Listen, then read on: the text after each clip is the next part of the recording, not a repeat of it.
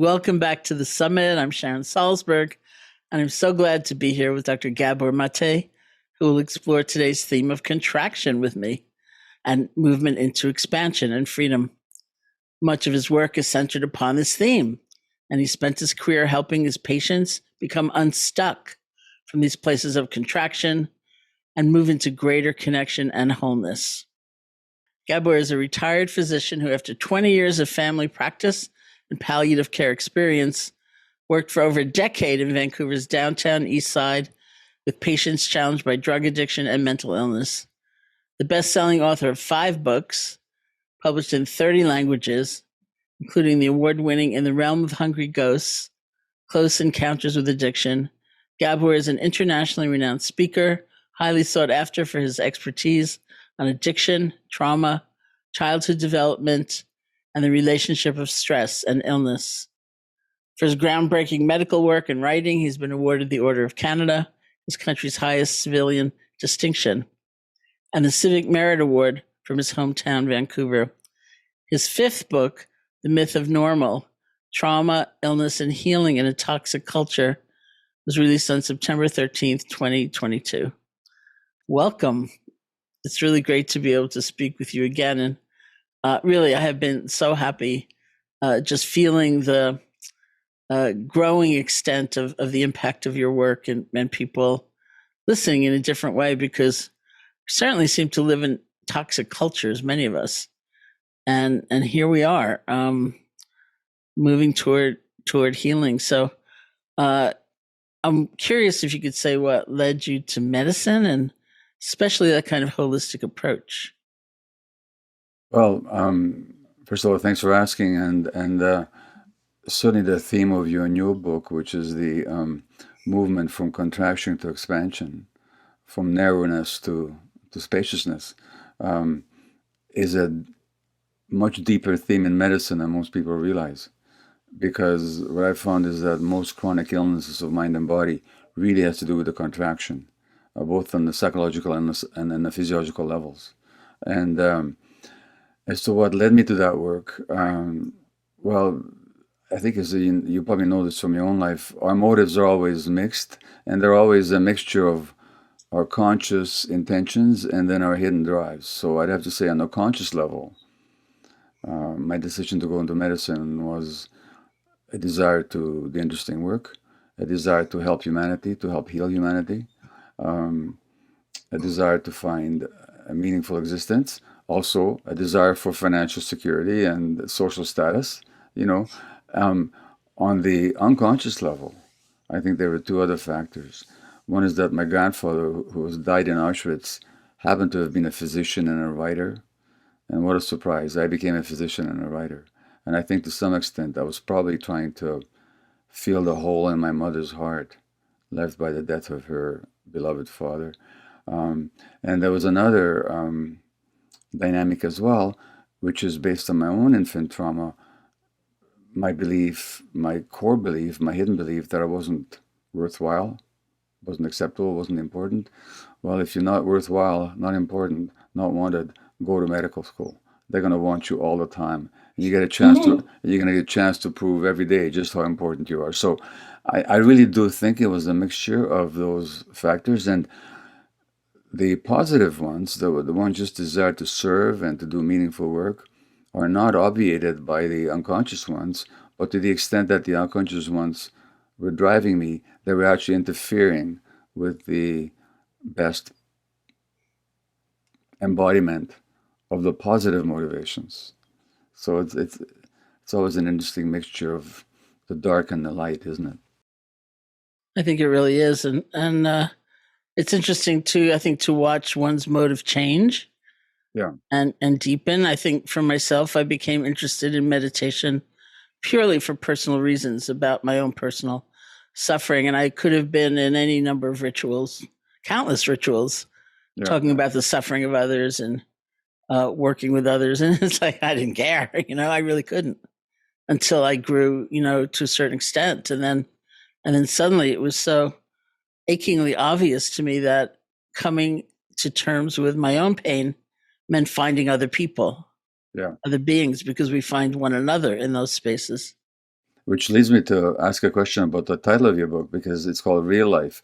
Now, Yeah. that assumed that there's an unreal life. Otherwise, Right. you just would have called it life. And Right.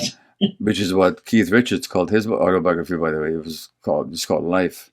Um, so when you say real life, what are you implying about the possibility of an unreal life, and what's the difference between the two? Because one of the themes in my work is that just that need to be authentic. So I'm interested in what you Yeah. have to say. Yeah. Yeah. I mean, I sort of got on the real train, not of my own volition. Like, uh, many years ago, I read a book called Real Happiness, and the original title was something like Why Meditate? And then I got an advanced copy of a friend, Matthew Ricard's book, which is going to be called Why Meditate? And so we Hmm. quickly had to scramble and find a different title. And so the publisher came up with Real Happiness. And I was a little ambivalent. I thought maybe it's what we actually want most deeply is not something kind of shiny and transitory, but something we can actually dwell in good times and in hard times. And but I had a feeling I'd get in trouble for it, and sure enough, I did. More for the word happiness than anything. And Hmm. later, I I was being interviewed by a friend for a podcast, and they asked me what I did when I meditated, and apparently I said I sit down and I get real, Hmm. which they quote all the time back to me, and because I liked that answer, even though it was inadvertent, it just came out of my mouth. I thought, wow, that's important for us all. It was Hmm. important for me. It's important for all of us, just as you say, to have a sense of authenticity. And so as I was on the real train, then there was real happiness at work and real love and real change. And Yeah. so this book, they kind of wanted a real something in the title, and I was down to real life. It was like the biggest category I could come to. Yeah. Yeah. Well, I just read the memoir of Prince Harry called Spare. Yeah. And in fact, I'll be speaking to him later this week. We're doing a live stream together. And that book, and I'm only bringing it in because it's so relevant, is actually about reality. It's about a person trying to become real in Mm-hmm. the face of the pressures of tradition and pomp and circumstance and family dysfunction. Who are they really?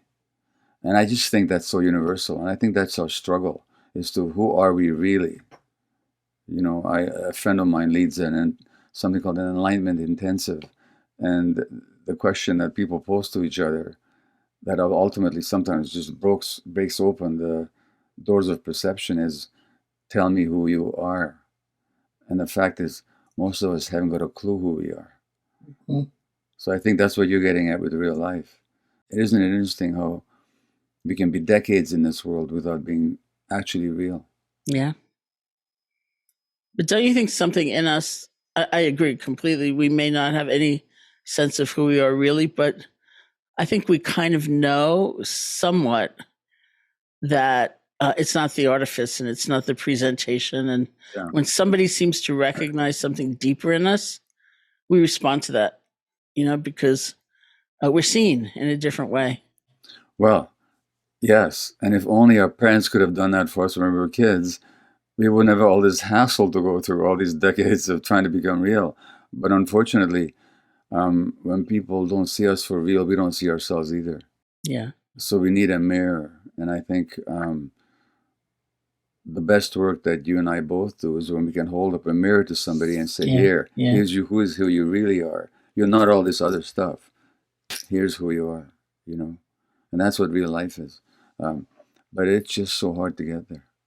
Yeah. Well, I also want to bring up your film, The Wisdom of Trauma, because in it, watching you work with people, that's what I felt you were doing, and doing it so skillfully. Just again, not with grandiosity in any way, or nothing fancy, but being so completely present and just reflecting back. Oh, uh, this isn't like corrupt. This is pain.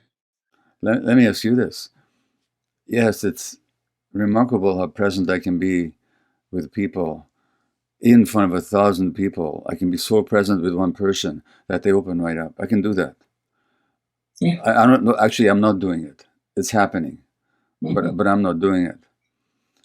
Bringing that degree of realness to my personal life is a much greater Yeah. challenge, which I very much suspect is your book is about. You Yeah. know, Yeah. and what's it like for you? Like you can be this real person and a genuine shining mirror. Hmm. Personally, do you find that do you bring that into your personal life? Are you able to? Is that a challenge for you? What's it like for you? Something is always a challenge. It's one way or another. Sometimes the other is more of a challenge Hmm. because I like being so alone in these last 3 years. There was also something comfortable for me Yeah. in that. There's something scary also, especially in Yeah. the beginning, but it Yeah. was also kind of comfortable. And my initial forays into teaching, I was terrified all the time. I was incapable of speaking Hmm. to people, and I was. We always did team teaching and retreats, and the first retreat I ever taught was a 30-day retreat with Joseph Goldstein, one of Hmm. my great colleagues, and Yeah. so 30 days meant 30 evening discourses because that's how we organized the day. And I could not do it. I just couldn't do it. Hmm. I was completely panicked, and he had to give 30 talks. Wow. And And you so did it. people would, he did it. Well, what do you do? It was our first retreat, and people were going up and yelling at him, saying, "Why won't you let her have a voice? Why won't you let her speak?" And he'd say, "I'd love a night off, just like talk to her, but I could not do it." And it was really years before I realized they weren't coming for some vision of perfection. They were coming for some sense of connection, Yeah. and that I could provide just by being. And Yeah. Well, that's so different for me because I remember going to a course once where the teacher says, this is especially good for people who are afraid to stand up in front of a group and say something. And I almost put my hand up to say, excuse me, but do you have something for people who are afraid not to stand up in front of a group and say something? I've always been far more mm, comfortable in front of a crowd than one to one at a party, yeah, yeah. you know, which is interesting dynamic. What if we're both afraid of something? I think everybody. Yeah, I mean, Yeah. I think it's. Somebody once said to me when I was teaching, they said, um, "I feel filled with loving kindness and compassion for all beings everywhere as long as I'm alone. But once I'm with Yeah. others, it's really rough." And everyone in the room laughed and also realized it could be the other way around. Yeah. That it's fine when we're with others, and it's much harder to be alone. And we all have something, so I think that's why we call it fragmentation. There's Well, some movement toward wholeness. I remember the deep oceanic infinite love I felt for my children when they were sleeping. In the Mm-hmm. morning, over breakfast and getting them to school, that was a different story. And yet, that didn't make the other one invalid. It was genuine. Yeah. And didn't you write? Was it your last book with your son? My Or last book, Myth of Normal, was written with couldn't have been written without the assistance of my son Daniel. And Daniel and I are actually working on another book together now called Hello Again, A Fresh Start for Adult Children and Their Parents. And that's based very much on our journey to, as adults, to become real with each other, to let go of the lifelong patterns that really has kept us constricted. It is yeah, ultimately is all about um, release from constriction yeah, and moving into expansion. And yeah, and yeah. often when I work people, I ask them, when you have that thought or that belief or that emotion, how does your body feel? And they'll say tightness, constriction, tension. And people are not quite aware of how when they constrict themselves psychologically, they're actually affecting their viscera and Mm-hmm. their nervous system and their body states. So that when we talk about expansion, the real life that you imply here, it's not just a psychological, emotional, or spiritual event. It's also very much a source of health giving physiological event as well. Mm-hmm. I tell a story in the book. about a woman I was with who had a child who'd been killed by gun violence, Oh gosh. and she had a um, faith background such that she was really tormented by the fact that she couldn't be at peace, or she couldn't turn this over to God's will, or something like that. And in the retreat we're holding, there was a psychologist who gave a very kind of scientific description of the vagus nerve and its role in trauma and things like that. And for me, I thought, wow, this is kind of technical, like, and this is kind of long. I wonder how it's going to go over. But at the end of it, this woman came up to me and she was radiant, and Hmm. she said, it's not my broken faith; it's my nervous system. Hmm. It's actually my nervous system, and it was a way of forgiving herself Hmm. for what she was feeling, which was dreadful, and Yeah. understanding that maybe there is a path. Well, I'll tell you Mm. um, a relevant story, perhaps. So I read an article in a Canadian newspaper yesterday about a family. One of whose members had been killed by somebody some decades ago, and the killer has now reached the time of parole, and the family is insistent that he should not be allowed out of jail. I don't blame them at all for their pain and for their sense of revenge and their wanting to keep this man.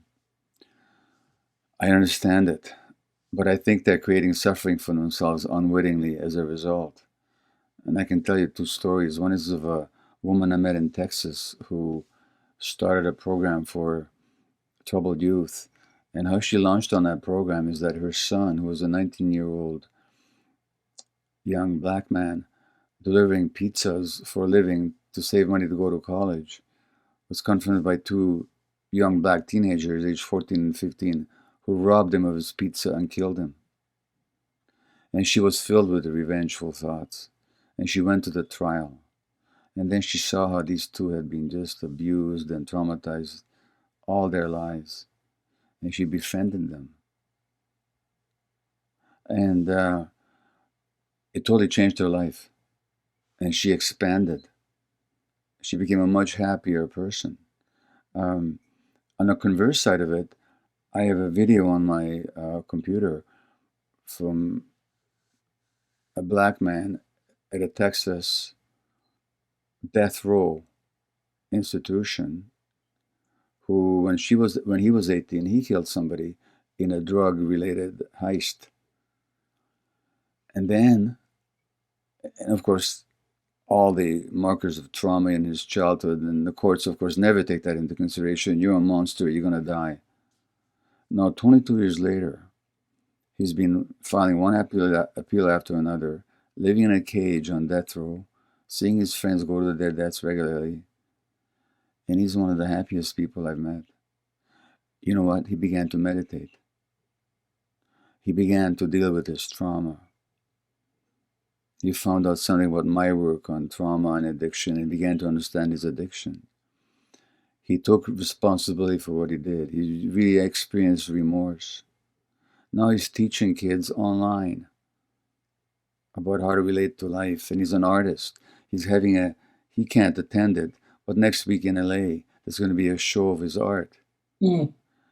And he really wants to live. And if he does live, all he can look forward to is life without parole.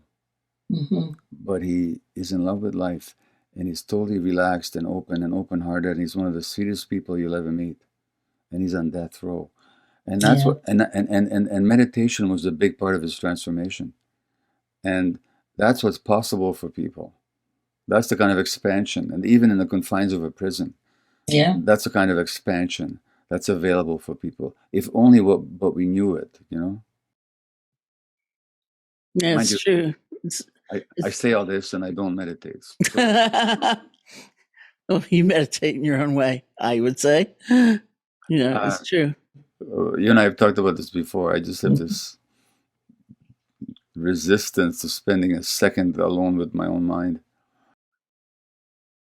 You need a community. I'll be your community. We can meditate together, even though Well, far apart. maybe this time I'll take you up on it. Yeah, yeah. Yeah. Because there's something, I mean, obviously meditation is not the only way to do it, but there's something about, I think, relating differently to that pain. First of all, acknowledging it, which takes a lot because we're taught You know all what our happens? lives. But you know what happens for me? I don't feel pain. If only I felt pain. If only I felt misery and desperation, I'd love it. I just feel ennui, endless boredom, which I know is a cover. Mm-hmm, But mm-hmm. I've never in meditation got to any uncomfortable place.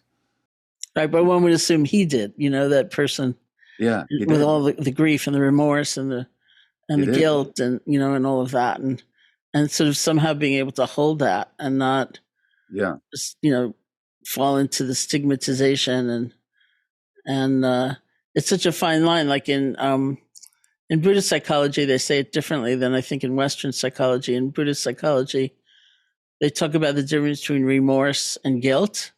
Hmm. Remorse being that very deep pain one might feel over recollecting Yeah. what we've done or not done or something.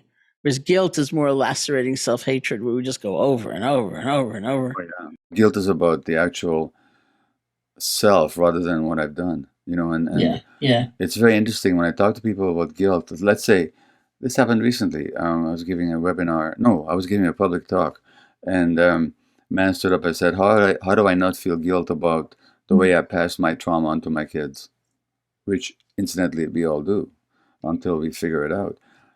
And I asked him, "When in your life have you not felt guilty?" And he said, "Never."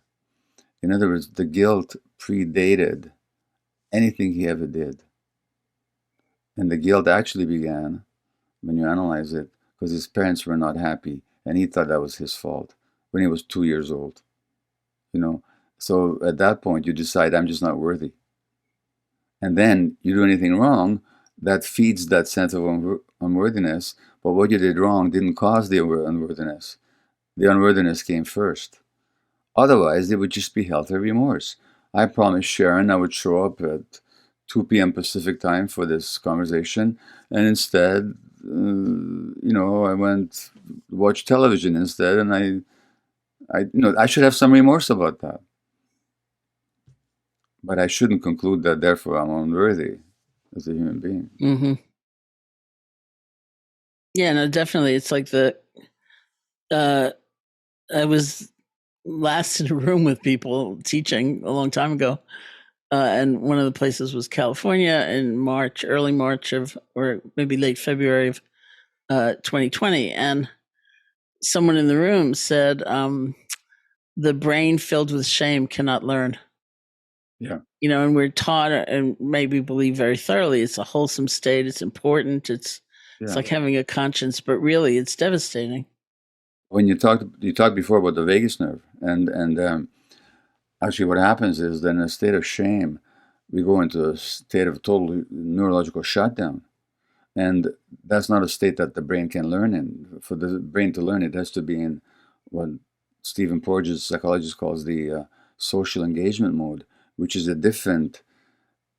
which emanates from a totally different set of nerve nuclei in the brainstem, and and evokes a totally different set of circuits in the prefrontal cortex. In the shame state, it's like this. There's a real shutdown. There's a real literally wanting to sink into the earth, of not wanting to be there. It's essentially a dissociative state. No, there's no learning in that. Which only, if the average teacher even got half an hour of lecture on that, education would be so much more enlightened. But instead, the schools so often shame kids. Then they expect them to learn. You know what? John Lennon, in his song "Working Class Hero," he says they beat you and curse you for 20 odd years, then they expect you to pick a career. That was his line. Mm. There's also a quality of shame that is kind of extraordinary, since you are interested in writing about toxic culture. That I just find astonishing often, like not being able to afford a particular thing because you don't have that much money. Yeah. Why is that, like, so devastating? Because the culture says it is, that you are not worthy or you're not enough, or uh, and you maybe you had other priorities, Well, or all kinds of circumstances. yes, because the culture says it, but that's not enough. You see, you can also very healthily resist what the culture says and say, I'm not buying Mm-hmm. into it. So the question is not only does the culture say it, which it does for its own purposes, but also where does it land? And if it lands in a person who in early childhood was not given a sense of value for themselves, just for who they are, but whose Mm-hmm. value depended on how they performed or how they showed up for other people, then the cultural message lands on fertile ground Mm-hmm. and fertilizes the seeds of shame. If, on the other hand, you were made to feel okay about yourself as a person, not for what you did or how you looked or how you pleased others, but just for existing, then the culture can do its thing, and and you'll say, well, I don't agree with that. I'm not buying into that.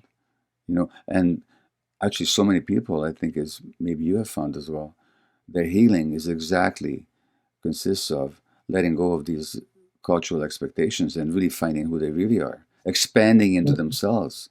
To go back to your book, Real Life, Mm-hmm. they expand into themselves. Mm-hmm.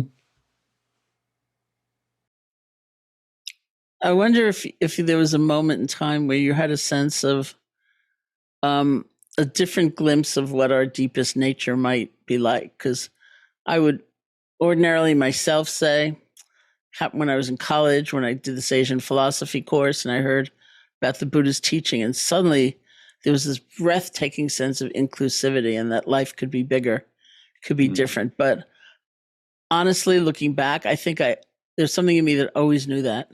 Mm-hmm. I mean, I had no idea where I'd find it or how I'd live it or how to Mm-hmm. get there, but there was something in me that just always knew. There was some voice that said things can be better. You just hang in there, like. Yeah. Uh, I'm a different personality, and for me, it showed up in a different way. For me, it showed up in a deep sense. It didn't feel positive, but I suppose there's a positive message in it. In a deep sense, that say this, looking at the world, the way it's functioning, is not right. It's not fair. It's not right. It's not just. Now, clearly, there must have been a sense in me that it could be otherwise. Otherwise, where is this not right come That's from? right. Yeah. But I didn't have such a positive vision or sense of what's available, so much as awareness of the falsehood of what did present itself as reality. So for me to experience that wholeness, my wife, in the middle of a deep crisis in our relationship, had a direct experience just by surrounding to the pain, and all of a sudden, it was all energy, it was all one, and it was all the things you read about in the poets and the Rumis and the Buddhas and the rishis and the spiritual adepts. I've never had that kind of experience, and maybe it would take a lot more work for me to get there. At the same time, I know exactly what they're talking about. Mm-hmm. I know that what they're saying is real. So how can I know what's real without having experienced it? That's my question. Because so maybe there's different levels of experience, and I'm just not tuned into some levels of my own experience. That's what I think is probably most likely. Hmm. Yeah. I mean, it's absolutely implicit in everything you're speaking about, that Yeah, it's unjust because we sense justice somewhere, yeah, that there's something intact, there's something whole, there's something unbroken. Otherwise, we wouldn't see the brokenness. yeah, yeah. To have a sense of So, brokenness, you have to have a sense of wholeness. Yeah. Otherwise, how would you know it's broken? Yeah. Yeah, Yeah. This is really interesting, to think about the culture. The cultural message has only got a place to land because of our own yeah, vulnerabilities, so to speak, or tendencies toward believing it. Otherwise, we would laugh and say, "That's ridiculous." yeah. Well, um, it's kind of a self-perpetuating reality because the way that this society forces parents to raise their kids, when I say forces them, to the dint of stress, economic privation, inequality, racism, materialism, stresses, the parents themselves, and trauma, the parents can't see the kids for the pristine, real beings that they are, then the kids then lose that connection to themselves. Now the cultural message lands on fertile ground, which then they reenact, and they have kids when they pass it on as well. So that the vulnerability to constrict in defense is imposed very early in childhood, and then the culture exploits that vulnerability to sell its values and its products to people who, in their constriction, don't think there's any other way.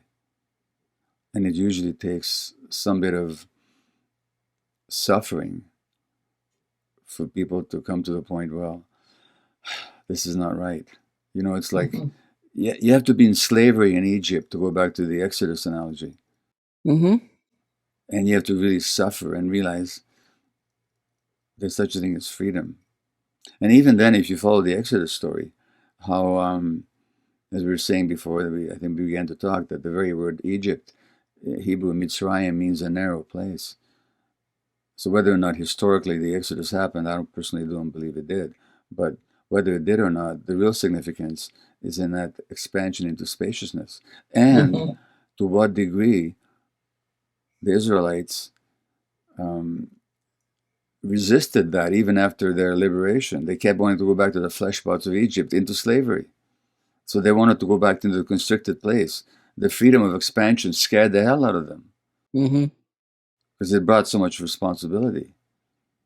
And I think we're all like that.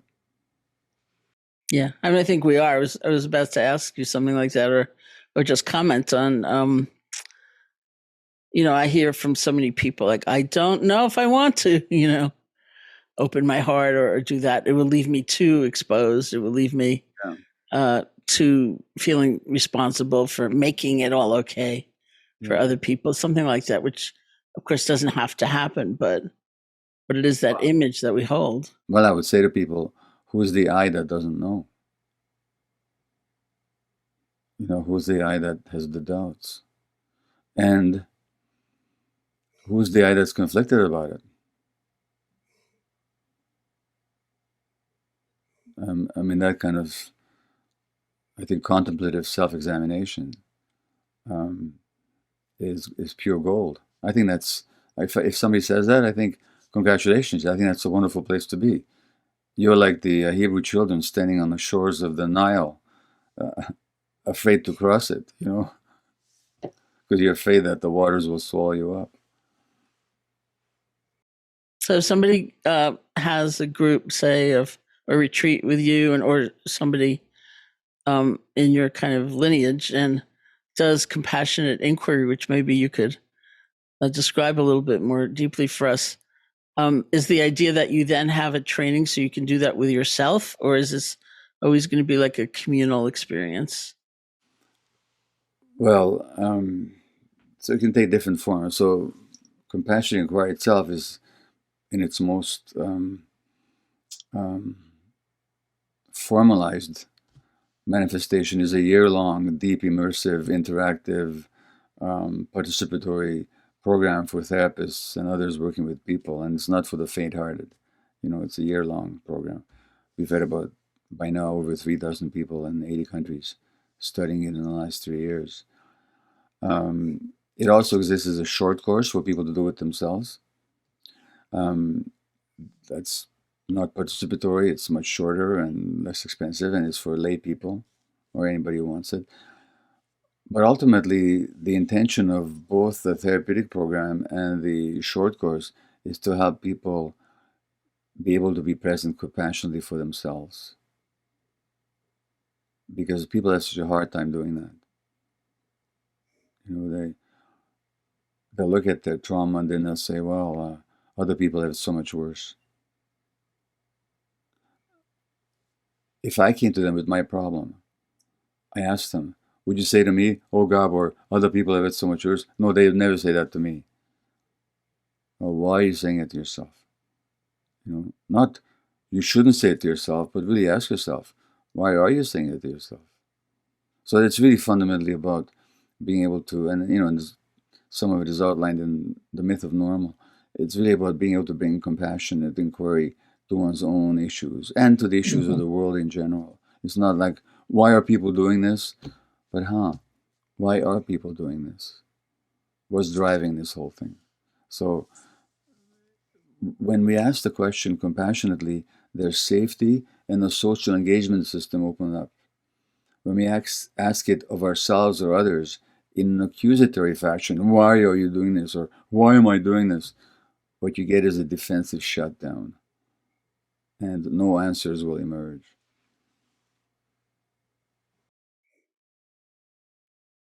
There we go. I mean, it's like learning how to be with one's pain as pain rather than as wrong, wrongness Yeah, or sin or something like that. that's right. Or grief. I was talking with somebody today, Megan Devine, who's written a book called "It's Okay That You're Not Okay," and it's about grief.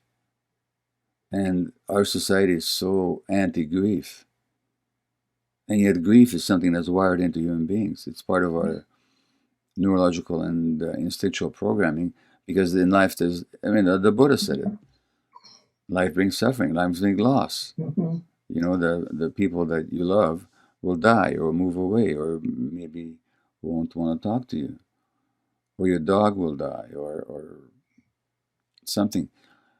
We have to be able to grieve it. That means being able to be with the grief, not to run away from it. To be with the pain, as you say, and not to run away from it. So and what's interesting, of course, is that every generation has to learn this for themselves over and over and over again. Now, why is that?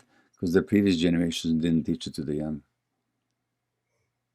So then you have to write a book called Real Life to help people be with reality. Now, when you say you have to, it's not like anybody put a gun to your head, but you're compelled to write it. You call to write it. You call to write it because you see how that quality of being with, that expansive quality of being with, is missing from the world. Yeah.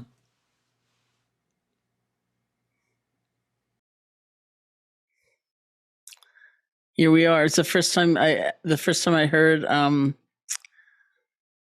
moral injury talked about, and somebody described as a kind of soul wound. Mm-hmm. And I thought, oh yeah, there we are. Some burgeoning hope of what life would be, and then it's so different, or we're mired in shame, or we're lost in some way, and it's so hard, but it's a lot harder without one another. And there's something about that that's really, really potent. I think what they call moral injury, at least my understanding of it, is that when you're watching some people suffer and you're helpless to intervene, or at least you perceive yourself as helpless to intervene. So if you're a soldier and you see villagers being massacred, or if you're a doctor or a nurse in an emergency ward, and you see suffering that the system perpetuates, but you perceive it as helpless to intervene, that's the moral injury. Which means that there's a part of us that really demands to be engaged and to make a difference. And when that part of us is somehow hobbled, we suffer what's called moral injury. Yeah, the last thing I wanted to ask you about, although I would love to keep going, I know we need to stop, but is about caregivers, which we've talked about in the past, and people who have vicarious trauma, people who with great empathy are trying to make a difference for maybe a person in their family or some segment of population, or really on the front lines of suffering, and how hard that is. By the way, in my vocabulary, there's no such thing as vicarious trauma. There's either trauma or not trauma, but no trauma is vicarious. And I very often find that when people think they're suffering vicarious trauma because they're seeing other people being traumatized or other, and they know it's their own unresolved trauma that gets awakened. I don't think there's anything vicarious about trauma. It's interesting. It's people's own woundedness that they hadn't resolved yet that they haven't healed yet. That's being active. Mm-hmm. That's being activated. Mm-hmm. That's just my universal experience. Mm-hmm. So there's certain terms that I think I question very highly. That's one of them, vicarious trauma. The other is compassion fatigue. Oh You yeah, know, yeah, yeah. I don't think there's such thing as compassion fatigue. You know, nobody gets fatigued from being compassionate. You get fatigued because you're not compassionate to yourself. Yeah, yeah. Yeah, so that you're always giving, giving, giving, giving, giving because you're driven to do so, and you don't care for yourself. You're going to get tired. But that's not Yeah. compassion fatigue. That's lack of compassion for yourself fatigue is what it is. Yeah. So there's all these words that we use that I think sometimes require some deeper examination. Many. Well, that's why. There's a lot of research being done on so-called compassion fatigue, knowing it's not compassion fatigue. Vicarious trauma I use just because it's like the code, for Yeah, yeah, it's not just the person. But you're right, of course. There's a tremendous history amongst many people who choose a certain profession precisely because they've been exactly, through it in some way. exactly. Yeah, Yeah.